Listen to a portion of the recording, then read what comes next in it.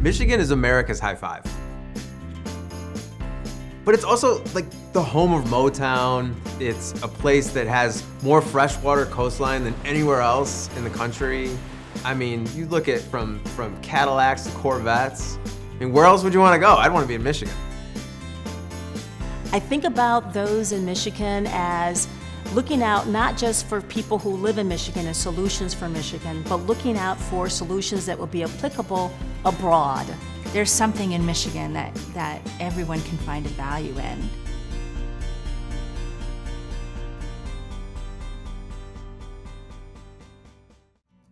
So as of 2017, global emissions from the transportation sector passed that of the built infrastructure, that factories, homes. So if we can curb transportation emissions, we can take a big dent out of what's happening right now in our world is in relation to climate change.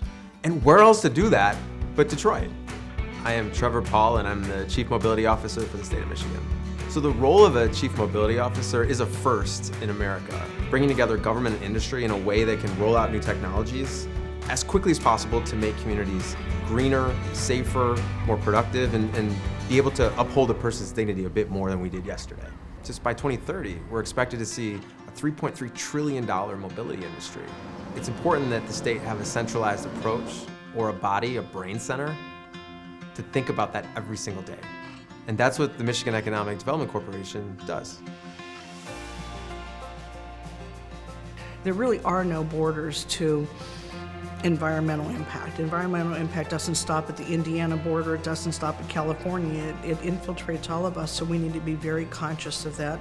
We're beginning to see people gravitate towards Michigan as the place where you can get it done right, from manufacturing to understanding the guidelines to understanding what a recall looks like and how to avoid them and keeping people safe. The state of Michigan has been extremely helpful when it comes to recognizing the future, not just resting on its laurels of today and yesterday.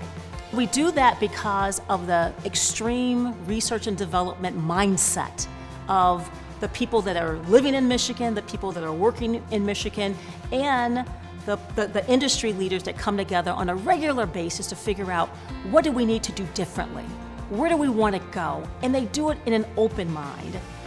Industries are now converging around 4 foundational platforms: autonomous, connected, shared, and electric.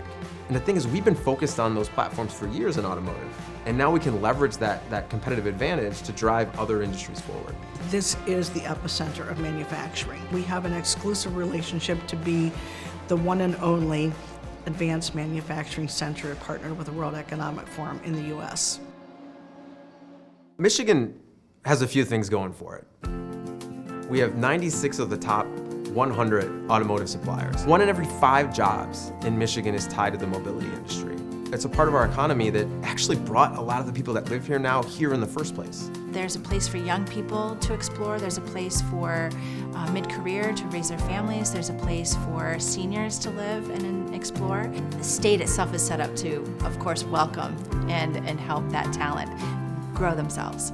Michigan's University Research Corridor, or URC, was founded in 2006 by the 3 university presidents at the time. The purpose being to look to one another to be able to measure what impact these 3 research-intensive institutions have on the state of Michigan.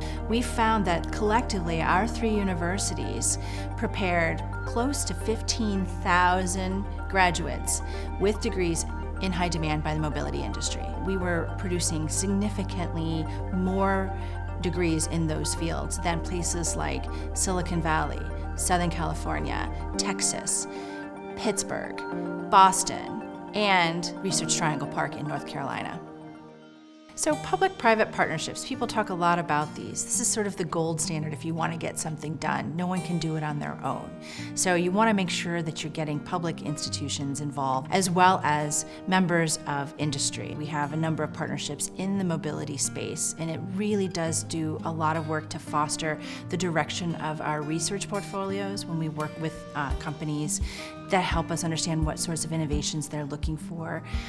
We can work with them and utilize the expertise and the infrastructure of our research institutions. The Michigan Economic Development Corporation summons all of the leaders in the state of Michigan, General Motors, Ford, LG Energy Solution, Bosch, you name it, to come together to figure out how do we increase our talent pool so that we can really move forward when it comes to the technology that we need today in order to power the vehicles that we have tomorrow. It's the people in Michigan who have I will use the term grittiness, but I mean gritty in a really good way.